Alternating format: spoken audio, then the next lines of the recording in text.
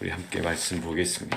오늘 출애굽기 29장 10절에서 37절입니다. 오늘 페이지는 4페이지에 나눠져 있고요. 출애굽기 29장 10절에서 37절입니다. 굉장히 길죠. 오늘 몇 가지 좀 나눠보도록 하겠습니다. 10절부터 14절까지 구분을 좀 해놓으시고요. 어디다가 동그라미를 좀 치시면 좋을까요? 14절에 있는 속죄제 거기 동그라미를 치시면 되겠습니다. 그리고 속죄제 동그라미 치시고요. 그 다음에 그 라인을 쭉 만드셔서 10절에 있는 숫송아지와 연결시키면 됩니다. 그러면 첫 번째 제물의 종류와 그 제사의 내용이 나와 있죠. 제물은 어떤 제물입니까? 숫송아지고요. 그 다음에 그 제사의 형식은 14절 속죄제입니다. 지금 위임식에 3가지 제사가 드려지고 있는 거예요. 크게 보면 숫송아지를 가지고 드리는 속죄제입니다. 자, 그 다음에 15절부터 18절까지 하나 좀 나눠볼까요? 자, 어디다가 좀 동그라미를 치실까요? 18절입니다. 18절에 번제에 동그라미 치시고요. 그 다음에 15절에 있는 순양 한 마리 동그라미 치시고 2개를 이렇게 쫙 연결하시면 되겠습니다. 그게 이제 순양으로 드리는 번제입니다. 자, 그다음에 22절에 하나로 그냥 동그라미 치시죠. 이제 위임식의 순양입니다. 자, 그러면 거기 동그라미 치시면 최종 저희가 그 제사가 3가지가 나왔죠. 첫 번째가 속죄제입니다. 그리고 두 번째가 번제이고요. 세 번째가 위임식의 순양인데 위임식의 순양에 좀 적어 놓으시겠어요? 이것은 이제 화목제입니다. 화목제.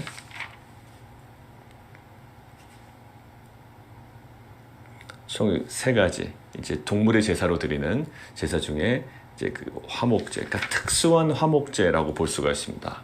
위임식 제사에 드리는 특수한 화목제입니다. 그다음에 이 외에 이제 좀 드리는 소제용, 소제, 그 우리가 번제, 소제, 또 화목제, 속죄제, 속건제 5대 제사 있죠. 그 중에 하나에 드리는 이제 소제가 있는데요. 그 동물의 제사가 아니죠. 소제는 무교병 한 줄이에요. 근데 거기는 무엇이 들어가냐면 우리식으로 얘기하면 이제 떡과 과자와 전병입니다. 자, 23절 보실까요? 23절. 무교병 광주리 거기다 그냥 동그라미 하나 쳐놓으시고요. 떡 1개, 기름 바른 과자, 떡, 과자, 그 다음에 전병 이렇게 놓으시면 되겠습니다.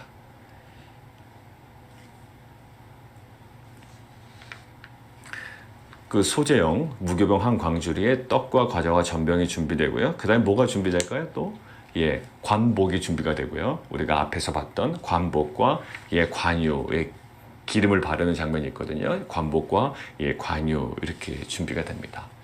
뭐 좀 약간 길고 좀 복잡하고 이해가 되지 않은 부분이 있지만 일단 우리가 레위기를 한번 이전에 묵상을 해봤기 때문에 이제 그것들을 가지고 저희가 좀 전체적인 구조를 좀 보고 확인했습니다. 첫 번째 뭐라고요? 숫송아지로 드리는 속죄제. 두 번째는요.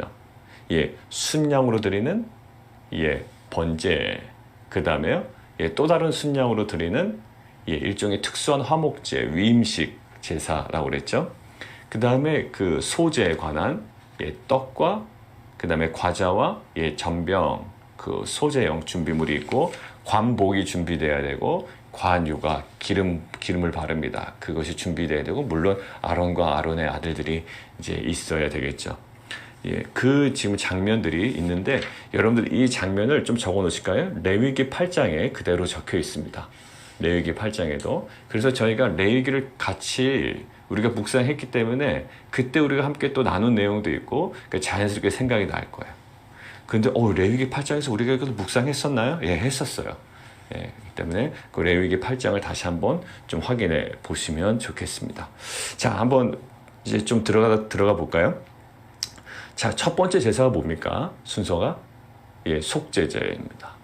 여러 가지 제사를 드릴 때 보통 여러 가지 제사가 함께 드려질 때 가장 먼저 드려지는 제사가 속죄제였어요. 자, 속죄제에 대한 내용은 레위기 때 우리가 좀 보면 될 텐데, 자, 좀 몇 가지 포인트만 다시 한번 확인하고 넘어가죠. 지금 속죄제인데요. 가만히 보면 피가 어디에 발라집니까? 아론과 아론의 제사장들을 위임식하는데 이 속죄제의 피가 어디에 발라지죠? 아론에게 발라지는 것은 나중에 나오는 거예요. 자, 속죄제 제사를 드릴 때 피는 어디 발라집니까? 예, 우리가 속죄제 때 좀 레위기 할 때 좀 같이 계속 집중했던 부분이죠. 자, 12절이에요. 그 피를 내 손가락으로 제단 뿔들에 발라요. 그러니까 뿔은 제단의 끝단이죠. 자, 이따가 오른쪽에 귓불이, 오른쪽 엄지, 오른발 엄지, 신체 말단들이 나오는데요. 지금 뿔들은 제단의 뿔, 그러니까 제단의 끝 말단 4개의 뿔들에 발라요. 피가요. 그리고 그 피 전부를 어디다? 제단 밑에 포한다고요. 그러니까 붓다. 쏟아 붓는 거예요. 자, 지금 어디에 피가 지금 발라지고 또 쏟아지고 있습니까? 제단, 뿔들, 또 제단 밑에 쏟아지죠. 자, 이게 죄와 부정결로 인한 하나님과의 단절된 관계를 복원시키는 제사다라는 것을 우리가 보통 알고 있다고요. 속죄제라는 표현에서. 그런데 이 속죄제가 드려질 때 피가 지금 인간에게 부어지는 게 아니라 어디에 부어요? 제단에 부어져요. 지금 그러니까 어디가 오염됐다라는 것들을 지금 전제로 하는 겁니까? 제단이 오염됐어요. 여러분들 하나 기억해 보시죠. 속죄제에서는요, 이거 말고 또 뿌려지는 데가 있습니다. 어디에 뿌려질까요? 성소에 뿌려진다고 그랬죠. 그래서 우리가 더 깊이 들어간다고 그랬잖아요. 성소에 뿌려집니다. 그러니까 그 속죄제, 그 어느 분의 속죄제에 따라서 그게 더 깊게 들어간다고 그랬죠. 자, 결국 뿌려지는 대상이요, 인간이 아니라 어디에? 제단에 뿌려지고, 성소에 뿌려지고, 그 주변에 뿌려진단 말이에요. 결국 그 진영에 뿌려집니다. 결국 성막이 지금 오염됐다라는 개념이 있다고 그랬죠. 자, 이것들을 신약시대의 우리로 보면 우리가 뭐라고요? 우리가 성전이에요. 우리가 성전이라고. 그러니까 지금 인간의 죄는 뭐를 더럽힌다? 하나님께서 임재하셔서 역사하셔야 되는 그 성소, 성전, 이 제단이 더럽혀진 거예요. 그러니까 결국 신약시대에 와서는 우리가 곧 성전이기 때문에 우리가 그 핏부림이 필요하고 우리가 속죄받아야 되는 그런 대상인 거죠. 자, 지금 보세요. 지금 하나님께서 거룩하게 임재하셔야 되고 하나님께서 그들 가운데 함께 계셔야 되고 하나님께서 역사하셔야 돼요. 근데 그 장소가 지금 오염됐어요. 심지어 어디 맞아? 제단 맞아. 그래서 지금 어디에? 제단 뿔들 끝에 그리고 제단 밑에 쏟을지며 이것들을 통하여 그 무슨 제단이 거룩해지는 의미도 있지만 이 제단의 거룩해짐을 통해 뭐가? 죄와 부정결로 인한 하나님과의 단절된 관계. 왜? 하나님께서는 그곳에 임하셔야 되는데 하나님께서는 거룩하지 않은 곳에는 임하실 수가 없습니다. 그러니까 그곳을 정결하게 하는 거예요.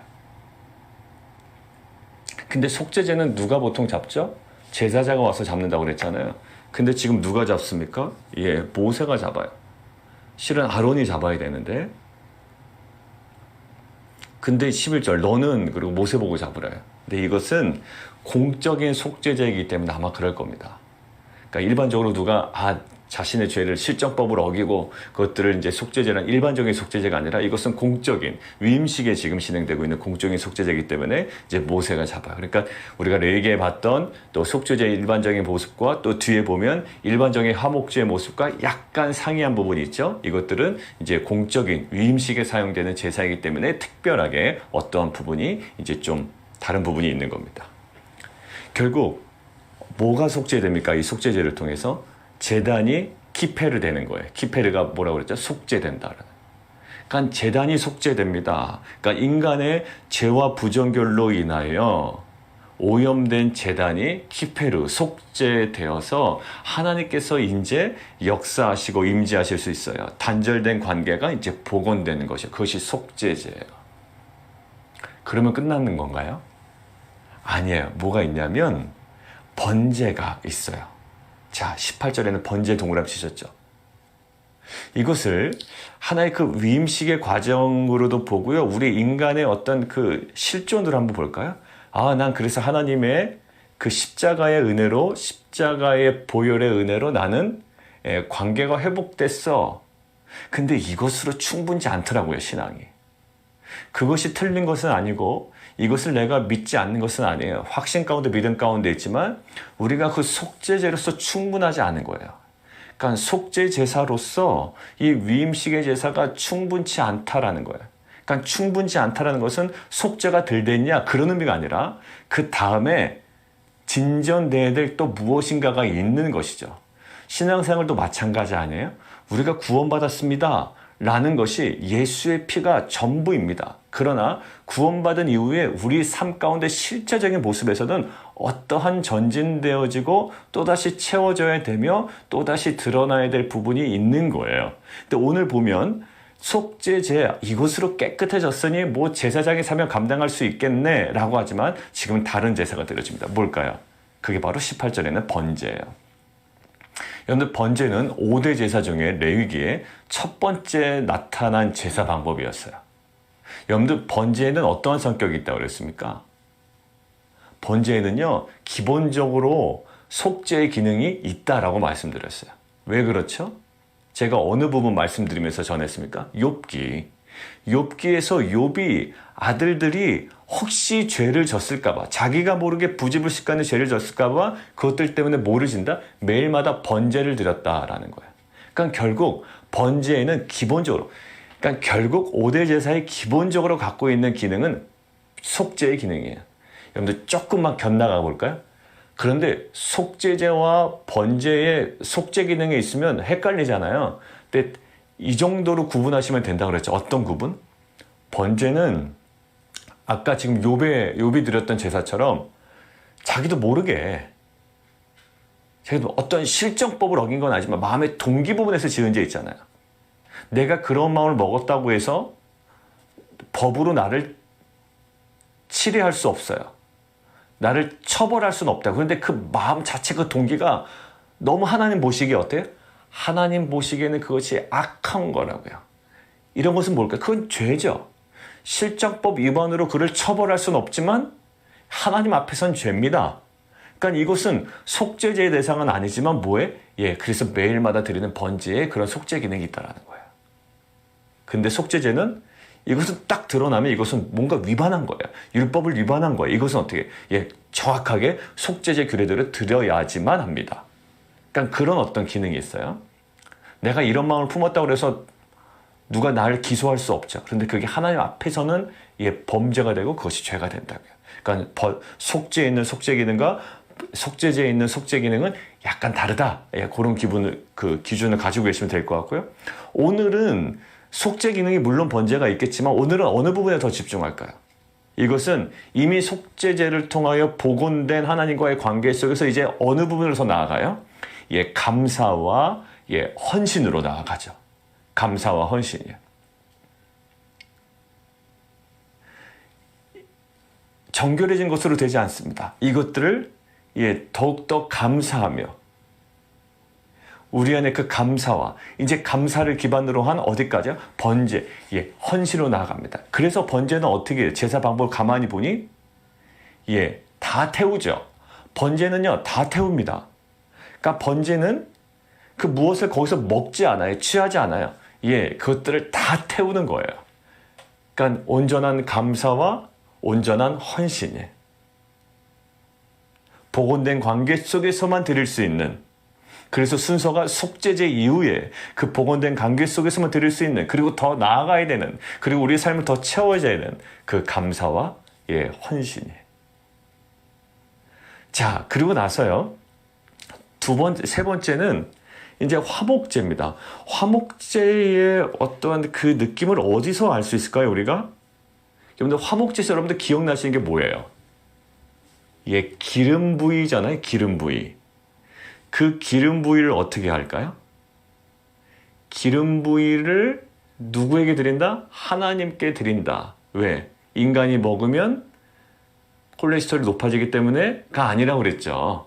아니라고 그랬죠. 그것은 우리가 예상할 수 있는 결과지, 사실 성경에서 그 히브리어로 표현된 기름지다라고 할 때 뭐라고요? 예, 기름진 땅. 일단 뭐예요? 그 좋은 땅을 얘기하는 거죠. 그때 그 기름지다라는 것이 이 기름과 동일한 어근이에요. 그러니까 이것은 기름진 것, 기름 부위를 드린다라는 것은 가장 명확합니다. 가장 좋은 것을 하나님께 드린다라는 상징적인 표현인 거예요. 그러니까 하나님께서 우리가 먹으면 이게 몸에 안 좋기 때문에 일부러 빼주셨다. 예, 그것은 어떤 결과적인 의미로 우리가 받아들이고 그것에 대해서 감사할 수 있지만, 성경적으로 볼 때 이 기름진 것을 하나님께 드린다는 것은요, 매우 좋은 것을 드리는 거예요. 자, 그리고 일반 화목제에서는 뭐죠? 예, 가슴과 넓적다리 어떻게 하라? 예, 제사장이 취하라, 이렇게 되어 있죠. 가슴과 넓적다리 제사장이 취하라. 그리고 나머지는요, 예, 백성들이 다 먹습니다. 근데 오늘은 이제 조금씩 좀 틀려요. 그런 기본적인 틀은 같지만, 이것은 뭐다? 일종의, 이제 복원돈 속에서의 감사와 헌신이고, 이제는 그 감사를 나누기 위한 일종의 뭘까요? 이 잔치는? 예, 일종의 하나의 잔치라고, 특수한 화목제로서. 이것들 우리가 여러분들, 헌신이, 제가 이제 뭐 목사로서의 헌신, 여러분들이 리더로서의 헌신, 그러니까 목사는 아니면 일단 모든 성도는 거룩하게 부르신 제사장의 부르심이 있으니까 각자의 어떤 직장에서, 사업에서, 여러분들 사업장에서 또 직장에서 하시는 모습을 보면 정말 헌신이죠. 왜냐하면 교회 와서 섬기시는 헌신도 있고요. 그곳에서 또한 하나님 나라를 세워나가는 헌신이 있다고요. 여러분들, 이것을 우리가 정말 그 푸념 섞인 몇 마디 말로 나는 이런 어려움을 저 십자가를 이렇게 감당해야 되는 것이 아니라, 이것은 뭐라고요? 나중에 드리는 화목제의 모습을 보면 이건 일종의 잔치입니다. 그러니까 이런 거죠. 내가 목회자로 부를 받았는데 난 이제 죽어났다. 이런 감각으로 이것들을 행하는 것이 아니라 뭘까요? 이것은 감사요, 헌신이 나에게는 뭐가 되죠? 예, 기쁨이 되고 잔치가 되고 영광이 되는 거예요. 그러니까 우리가 걸어가야 되는 십자가도 마찬가지죠. 제가 기도할 때 자주 사용하는 표현이 있어요. 뭘까요? 예, 성도들에게 주어진 십자가가 무엇인 줄 알아? 예, 영광인 줄 알아. 그 길을 어떻게? 예, 기쁨으로 걸어가는 공동체 되게 도와 주시옵소서. 그러니까 우리는 십자가를 질 때 이러죠. 그게 내 십자가야. 라고 이렇게 쓴 웃음을 질 때가 있습니다. 물론 인간의 감정은 그것들을 막 기쁨과 감사로 받아들이지 않아요. 주님께서도 마지막 순간까지 될 수 있으면 이 잔을 내게서 돌려주십시오 라고 했습니다. 그러나 우리는 그 궁극의 지점을 계속 붙잡고 가는 자라고 그랬죠. 지금 우리가 맞닿아 있는 이 정말 우리가 경험하는 가시적인 것보다 가장 계속 궁극의 지점을 계속 파헤치고 그것들을 붙잡고 가는 자가 아닙니까? 근데 지금 뭐라고 그래요? 그 헌신과, 오리루식으로 얘기하면 그 십자가의 그 삶이 뭐라고요? 예, 기쁨과 일종의 잔치가 된다고요. 하나님께서 굉장히 안쓰럽게 바라보시겠지만, 그러면서 굉장히 우리에게 격려를 해주시고, 히브리서에 보면 수많은 믿음의 선진들이 우리를 응원하고 있고, 이것이 얼마나 영광된 자리인 줄 알고, 이것이 얼마나 기쁨인 줄 알고, 뭘 한다? 예, 잔치라고 격려하고, 예, 응원한단 말이에요. 자, 이게 뭘까요? 지금 결국 화목제는요, 결국 일종의 하나의 잔치예요. 그러니까 우리가 지금 이 위임식을 하는 아론의 제사장, 또 아론과 그의 아들들 제사장들은 이제 나는 평생 죽어놨구나. 이제 돌릴 수 없구나. 요즘 얘기랑 빼박이구나. 이런 어떠한 어쩔 수 없이 걸어가는 것이 아니라, 하나님께서 우리에게 허락하신 가장 영광스러운 길임을 우리가 알아.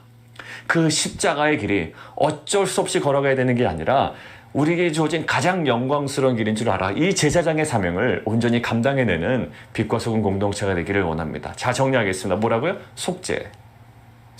두 번째, 번제. 하나님과의 그 관계, 그 죄와 그 부정결로 인해서 단절된 관계가 회복되는 그 속죄제. 그것으로 충분치 않아요. 어디로 간다고요? 번제. 감사와 헌신. 헌신은요, 그냥 푸념 섞인 어떤 우리의 표정에서 드러나면 안 돼요. 뭐라고요? 화목제. 감사를 나누기 위한, 이 영광스러움을 나누기 위한 일종의 잔치입니다.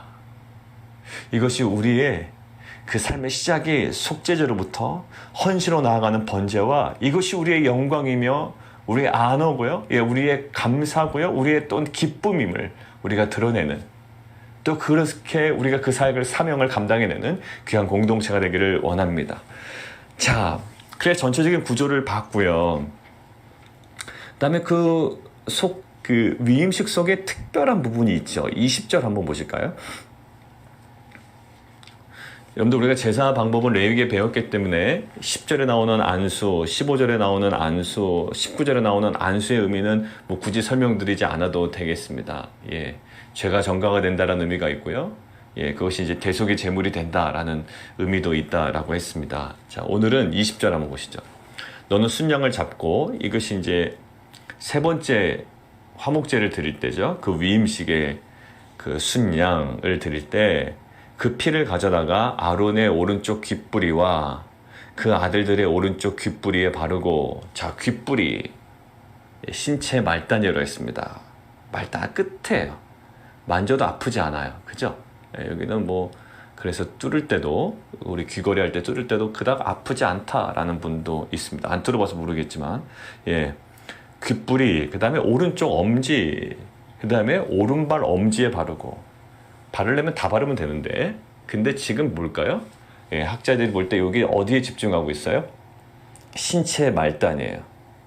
여러분들 레위기에서 보면 문둥병자가 진 밖으로 추방된 문둥병자가 이제 회복돼서 복귀할 때 어디다 발라요? 똑같아요. 똑같아요.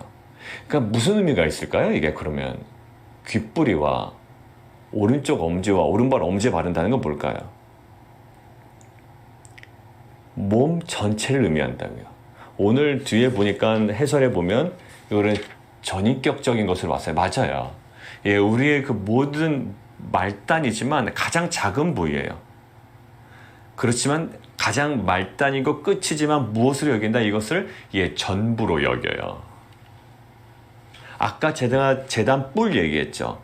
그 뿔에 바른다는 것은 뭐 뿔이 거기가 중요한 의미가 있어서라기보다, 물론 그런 것도 있지만 그 뿔은 뭘까요? 제단 전체를 의미한다고요. 그 제단 뿔에 바른다는 것은, 자, 그러니까 지금 아론의 오른쪽 귓뿌리, 아들들의 오른쪽 귓뿌리, 오른쪽 엄지, 오른발 엄지라고 하는 것은 몸 전체를 씻는 의미. 그리고 아까 제단 뿔도 그러한 상징적 의미가 있죠. 그러니까 끝이지만 전부로 여기는 거예요. 자, 이것들을 좀 묵상해 봤으면 좋겠어요. 그냥 이렇게 끝에 발랐으니까 끝나는 게 아니라 그것을 하나님께서 어떻게 여기신다? 그 전체가 정결해지는 것으로, 전체가 씻겨지는 것으로 보신다고요. 그 피의 효력이 그 단순히 귓뿌리에만 머물지 않을 거 아니에요. 엄지 손에만 머물지 않을 거 아니에요. 발 엄지만 머물지 않아요. 그것이 양 끝단에서, 전체적인 끝단에서 몸 전체를 다 커버하게 된다고요. 어제 묵상했던 거 마찬가지예요. 어제 묵상의 내용이 뭐였죠? 뭐 손 씻는 게 뭐 그렇게 대단해요? 그냥 우리는 항상 손을 씻잖아요. 그들도 그랬을 거예요. 근데 하나님께서 말씀하신 대로 하나님께서 원하신 장소에 그 목적에 근거하는 것들을 알아차리고 그것들을 행할 때는 그것은 정말 거룩의 중요한 과정이 됩니다. 오늘도 마찬가지예요. 오른쪽 귓뿌리, 오른손 엄지, 오른발 엄지에 피를 바를 때 그것이 거룩해지고 정결해지는, 몸 전체에 영향을 미치는 것처럼 우리가 아주 작게 미세하게 하는 행동들이 있고요. 그렇게 품는 생각들이 있어요. 여러분들 죄도 한번 보시겠어요? 죄도요, 사실 가장 작은 생각 하나에서부터 시작돼요. 가장 작은 유혹에서부터 시작되고요. 가장 작은 말에서부터 시작돼요. 그리고 사람과의 관계도요, 아주 사소한 말 한마디에서부터 관계가 확 틀어진다고요. 나는 그런 의도는 없었는데요. 그 말 한마디가 또 다른 사람에게 전해지고 그것이 잘못 해석되어질 때 이 관계는 상상할 수 없을 정도로 틀어져요. 하나님께서 그 양끝 그 신체 아주 말단에다가 피를 바르실 때 몸 전체에 영향력이 있었던 것처럼 우리가 그 피를 발라야 된 우리의 삶에, 우리의 언어에 그 말단이 어디인지를 우리가 좀 묵상했으면 좋겠어요. 단순히 그냥 귀에다 바르고 엄지에 바르고 이것을 끝나는 게 아니라 나의 그 아킬레스건, 그 우리가 다뤄야 되는 우리의 그 말단 있죠. 혀의 말단, 생각의 말단, 그리고 행동의 말단이 있다고요. 아무렇지도 않아요. 처음에는 너무 작아 보여, 하찮아 보인다고. 근데 그 말단이 결국 우리의 몸, 우리의 생각, 또 우리의 말 전체를, 우리의 사고방식 전체를 어쩔 때 삼켜버린다고요. 그러니까 뭐를 조심하랬죠? 혀를 조심하라고 그랬잖아요. 혀는요, 굉장히 인체에 있어서의 하나의 또 끝단이거든요. 근데 잠언이나 여러 가지 우리에게 도전하시는 음성은 뭐냐면, 그 작은 것이, 우리의 전체를 삼켜버린다고요. 그러니까 우리의 그 예수의 피가 발라져야 되는 우리 인생의 우리의 몸이나 우리의 생각이나 우리의 혀나 그 모든 것의 그 말단이 어딘지, 우리의 그 아킬레스건이 어딘지를 우리가 살피고 그곳에 철저하게 예수의 보혈로 정결하게 되고 또 회복되어지는 은혜가 있기를 원합니다. 자, 그래서 어떻게 되죠? 자, 바르고 그 피를 제단주에 뿌린다. 그 제단은 계속 뿌려요. 자, 그리고 21절. 그 제단 위에 피와 관유를 가져다가, 그 피와 관유, 기름을 가져. 피와 기름이죠. 아론과 그의 옷과 그의 아들들과 그의 아들들의 옷을 뿌리라. 어디에 뿌려요? 정확하게 아론의 아들들, 그 다음 그의 옷, 아들들의 옷, 이렇게 뿌립니다. 그의 옷과 그의 아들들과, 그러니까 그와 그의 옷과 그의 아들들과 그의 아들들의 옷이 거룩하리라. 레위기에서 우리가 함께 봤는데 그때 뭐라고 그랬죠? 그때 그 피는 정화에 어떤 의미가 있다고 그랬습니다. 정화의 의미. 근데 그 기름의 역할이 뭐냐면 그게 바로 성화의 역할을 감당한다고 그랬죠. 어떤 것들을 상징한다고 그랬습니다. 역할보다는 그 상징이에요. 그러니까 지금 제가 제사, 속죄제에서 머물지 않냐고 번제로 가고 이것들은 그냥 내가 십자가를 져야 되라는 것이 아니라 오히려 기쁨과 환희가 있는 화목제로 드려졌듯이 이제 우리가 정화력을, 그 피를 통한 그 정화, 어떻게 보면 구원받은 직후의 모습이겠죠? 자, 이제 어떻게 해요? 성화, 기름 부으심. 여러분들, 우리 성도들에게는 무엇이 필요할까요? 그 어노인팅, 그 기름 부으심이 필요합니다. 우리에게는 정말 그 은혜가 필요한 거예요. 구원받았으니 괜찮지. 그런데 구원을 어떻게 나가나? 구원을 완성해 나가는 자들이죠. 두렵고 떨림을 두렵고 떨림으로 무엇을? 구원을 이루라라고 했습니다. 미완성인가? 아니요, 그렇지 않아요. 근데 우리는 동시에 이제 구원에 대해서 우리가 구원신앙도 읽고, 이제 하반기 때는 이제 교리 과정에 이제 구원론이 다시 또 들어가겠습니다만, 동시에 우리에게 주문하시는 건 뭐냐면 구원을 두렵고 떨림으로 이루어 나가는 거예요. 우리가 사역을 감당할 때 그 과거의 그 어떤 은혜로서도 충분합니다. 그러나 우리에게는 계속적인 그 기름 부으심이 필요한 거예요. 하나님께서 공급하시는 그 은혜, 구원을 이뤄나가는 그 성화, 그리고 이것들 사역들을 감당하기 위한 그 기름 부으심, 이것들이 우리 모든 공동체와 특별히 우리가 1기, 2기, 또 3기를 정말 기대함으로 준비하는 우리 공동체에 정말 전적으로 하나님께서 부으신 그 은혜가 우리 가운데 임하는 귀한 공동체가 되기를 원합니다. 자, 오늘 좀 내용이 많죠. 그러나 좀 그렇게 좀 3가지 내용으로 저희가 좀 봤고요. 몇 가지만 좀 점검만 하고 가겠습니다.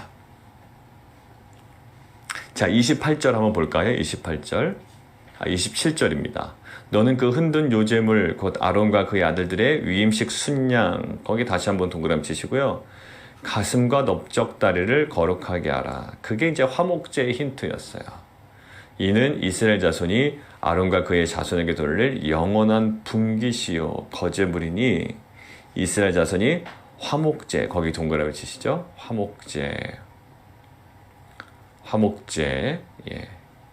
그 위임식의 순양, 일종의 특수한 화목제예요. 그러니까 다시 정리하면 그 속죄제와 번제와 화목제고요. 거기에 필요한 것이 숫소, 그리고 2마리의 순양이었습니다. 자, 그리고 31절이요. 너는 위임식 순양을 가져다가 거룩한 곳에서 그 고기를 삶고 아론과 그의 아들들은 회막문에서 그 순양의 고기와 광주리에 있는 떡을 먹을지라. 근데 33절 그들은 속죄 물고 그들을 위임하며 그들을 거룩하게 쓰는 것을 먹되 타인은 먹지 못할지니 그것이 거룩하기 때문이라. 그리고 화목제물 마찬가지 34절 위임식 고기나 떡이 아침까지 남아있으면 안 돼요. 화목제물은 그렇죠. 그래서 함께 다 나눠야 된다고 그랬습니다. 그거와 똑같은 거예요. 그것을 불에 사를지니 이는 거룩한즉 먹지 못할지니라. 자, 이 거룩함은 뭘까요? 결국 때가 있는 거예요. 제가 마지막으로 하나만 이제 정리하고 마치겠습니다. 자, 34절. 고기나 떡이 아침까지 남아있으면 우리는 다시 전자레인지 돌려서 먹어야 되겠죠. 일반적으로. 그런데 왜냐하면 불에 살라버리래요. 왜냐하면 거룩한 즉 먹지 못할지니라. 거룩한 거 더 먹어야 되지 않을까요? 그리고 하루 지난 게 뭐가 거룩하죠? 그러니까 거룩의 개념을 어떻게 볼까요? 하나님께서 지정하신 때예요. 그러니까 저는 이 거룩이 참 되게 거룩이 모호할 때가 있거든요. 아무 말 안 하고 있어야지 거룩인가? 왜냐면 그게 좀 더 거룩하게 보이잖아요. 아무 말 안 하고 점잖게 있는 것이 거룩이다. 거룩은 그런 외형적인 모습이 아닌 것 같아요. 그런다고 거룩해지나요? 말 안 하고 있다고 엄숙한 자세와 표정을 취하고 있다고 거룩해지는 건 아니잖아요. 거룩은 결국요, 우리가 볼 때 예수에서 십자가의 은혜로만 필요해요. 그리고 그 이후에 계속 거룩은 진행되어야 됩니다. 아까 얘기했죠. 피로 인하여 정화되지만 기름 부으심으로 계속 성화되어가는 과정이 있죠. 오늘 이 거룩을 좀 마지막으로 정리하면서 마치려고 하는데 34절에 보면 거룩하다. 결국 그것을 먹으면 안 되는 거죠. 결국 시간이에요. 결국 우리가 정말 바쁘고 우리가 살아갈 때 가장 예민하고 우리가 분별해야 되는 것들이 하나님의 그 시간표입니다. 우리가 하나님의 시간표와 우리의 그 욕망의, 우리의 생각의 시간표와는 많이 달라요. 그리고 다를 때가 있어요. 그러니까 우리가 거룩을 추구해 나갈 때 가장 중요한 것은 하나님의 그 타이밍을 발견해 나가는 거예요.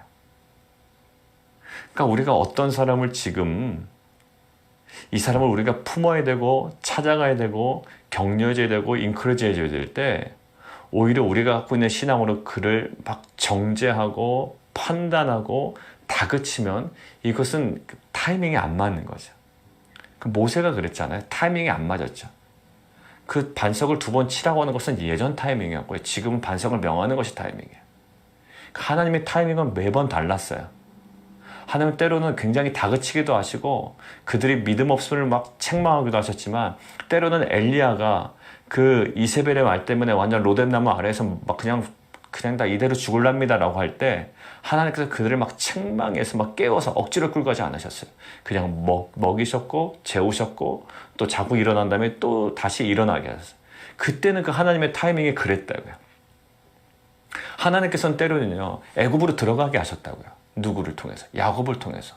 뭐야? 약속의 땅은 가나안인데 왜 애굽으로 뚱딴이 같이 들어가게 하시냐고요. 근데 하나님의 타이밍은 정확한 타이밍에 다시 애굽에서 나오게 하셨어요. 우리는 이 모든 것들을 무엇으로 봐요? 이 모든 것들을 구속사로 봅니다. 그러니까 실제로 이해되지 않을 거예요. 왜 다시 나올 걸 왜 다시 들어가게 하지?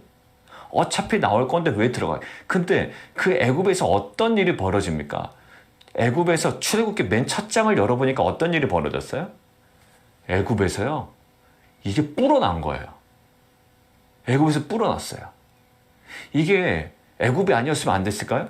몰라요. 그러나 애굽에서요. 오히려 이제 백성들이 막 어려움 당하기 직전까지 이 애굽 백성들이 불어난 거예요. 더 강해진 거예요. 더 많아진 거예요. 더 자라난 거죠. 그러니까 결국 거기서 하나님의 때에 애굽에서 나오게 하십니다. 그러니까 결국 지금 우리가 불평하고 불만한 이유가 뭘까요? 내가 이해되지 않는 거예요. 왜 지금 애굽으로 들어가게 하셔가지고 왜 지금 내가 이 자리에 있는 것이며 내가 왜 이 상태를 경험하는 것이냐. 그런데 그곳은 하나님께서 분명히 갖고 계신 하나님의 시간표입니다. 마찬가지 오늘 위임식 고기 아무 때나 먹으면 안 돼요. 먹을 때가 있어요. 그리고 태워야 할 때가 있다고요. 고기 성분 바뀌지 않았어요. 하루 지난다고 상하지 않아요. 그런데 그것도 정확하게 하나님 말씀대로 태워야 될 때가 있고요. 그리고 맛있게 먹어야 될 때가 있어요. 이것이 뭐예요? 그게 바로 거룩이에요. 이제 우리는 때를 잘 분별할 때가 왔습니다. 말이 이상하지만 이제는 우리가 아주 예민하게 때를 분별해야 되고, 이제는 아주 예민하게 우리가 그것들을 바라보고 순종해야 돼. 뭘까요? 결국 거룩의 걸음을 통하여 하나님의 역사는 이루어질 거예요. 그러니까 우리 어떤 기민하고 민첩하고 우리 어떤 타고난 감각으로 이것들을 헤쳐나가는 것이 아니라 철저하게 하나님의 타이밍을 우리가 헤아려서 태워야 될 때인지 먹어야 될 때인지 머물러야 될 때인지 떠나야 될 때인지 우리가 믿음으로 취해야 될 때인지 아니면 버려야 될 때인지를 우리가 정확하게 구별하는, 분별하는 공동체가 되기를 원합니다. 이것이 거룩이고, 이러한 거룩한 공동체를 통하여 하나님의 역사는 우리 공동체와 우리 성도님들의 삶 가운데 온전히 이루어질 줄 믿습니다. 우리 함께 기도하며 나아가도록 하겠습니다. 오늘 주신 말씀을 가지고요, 우리 좀 함께 기도해 보죠.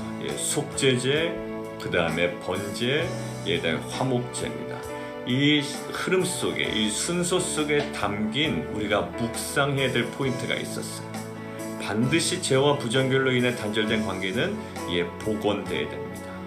하나님께서 임재하셔야 돼요. 그 제단이 정결하게 되고, 속죄되는 거예요. 키페르, 제단이 속죄됩니다. 근데 그것으로 끝나지 않아요. 우리의 정말 그것에서 이제 감사와 헌신을 내어드리는 거예요.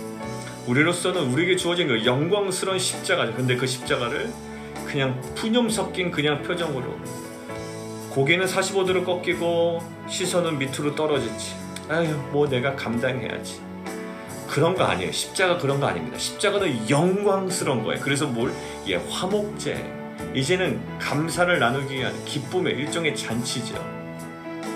우리 삶 가운데 명확한 이러한 영적인 관점이 회복되기를 원합니다. 그렇지만 그리고 두 번째, 끝이에요. 끝단에 발라요. 말단에 바른대요. 그러나 그것이 전체예요. 우리가 조심스럽게 다뤄야 될, 우리가 다시 정결해야 될 그 우리의 인생의, 우리 삶의 끝단들, 혀의 끝단, 우리의 생각의 끝단들을 우리가 다시 한번 피로 정결해지는 시간 되기를 원하고요. 그 다음에 우리 가운데 그 속죄 은혜, 정화의 은혜, 그러나 이제는 더욱더 거룩해지는 그 성화력, 그 기름 부으심의 역사를 우리가 경험하기를 원하고요. 오늘도 보면 36절에 보면 제단을 속죄하고 깨끗하게 하고 그것에 기름을 부어 거룩하게 하라. 기름이 더욱더 성화되는 과정이에요. 36절에 보면, 그러니까 속죄하여 깨끗하게 하고 그것에 기름을 부어 거룩하게 하라. 이 거룩, 근데 우리가 그 거룩의 어떤 포인트를 오늘 묵상할 때 먹어야 될 때가 있고 태워야 될 때가 있어요. 반드시 태워야 돼요. 괜찮아, 먹을 수 있는데 태워야 된다. 왜? 하나님께서 말씀하셨기 때문에. 하나님의 타이밍, 하나님의 시간표예요. 우리가 지금 하나님의 시간표대로 우리의 마음이 세팅되어 있지 않으면 매사 불편할 겁니다. 매사가 불편해요. 왜? 하나님의 시간표는 때론 이해가 안 가요. 왜 애굽에서 나올 걸 굳이 애굽으로 들어가게 하시나? 하나부터 열까지 다 불편해. 그런데 우리의 모든 생각과 우리의 존재가 하나님의 시간표대로 다시 한번 세팅되어지기를 원합니다. 이상하지 않은 거예요. 그냥 태워버리면 되는 거예요. 그리고 그날이었으면 먹으면 되는 거예요. 이것이 거룩이라고요. 우리 가운데 오늘 주신 말씀을 가지고 각자에게 주시는 은혜에 따라 우리 함께 기도하며 나가도록 하겠습니다. 기도하겠습니다.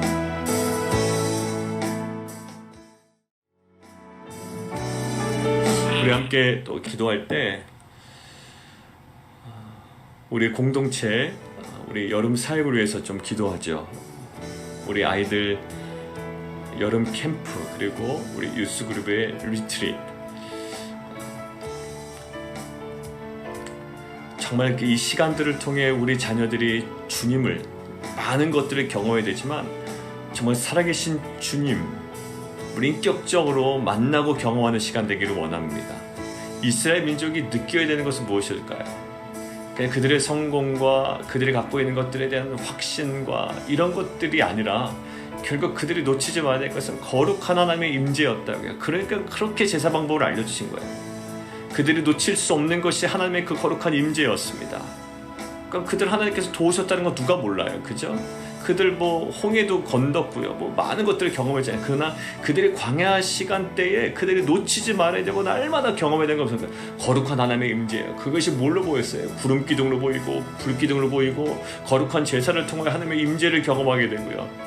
결국 이번 여름 시즌에 우리가 잠시 뭐 작년부는 이제 그 성경 공부도 쉬지만 그래도 공동체 읽기를 통하여 우리가 나아가고 우리 교육부서 여러 가지 프로그램이 있는데 정말 그 시간들을 통해 하나님의 그 임재 그리고 그 주님을 인격적으로 만나고 또한 경험하며 또 하나님 근원적으로 그 구원에 대한 확신과 또한 부르심에 대한 확신으로 온전히 새로워지는 귀한 시간 되게 해달라고 우리 함께 기도하며 나아가고요. 우리 교회 공간에 보면 부분도 하나님의 때와 또 그 모든 것들을 분별할 수 있는 우리의 지혜와 주의 마음을 허락해 달라고 우리 함께 기도하며 나가도록 하겠습니다.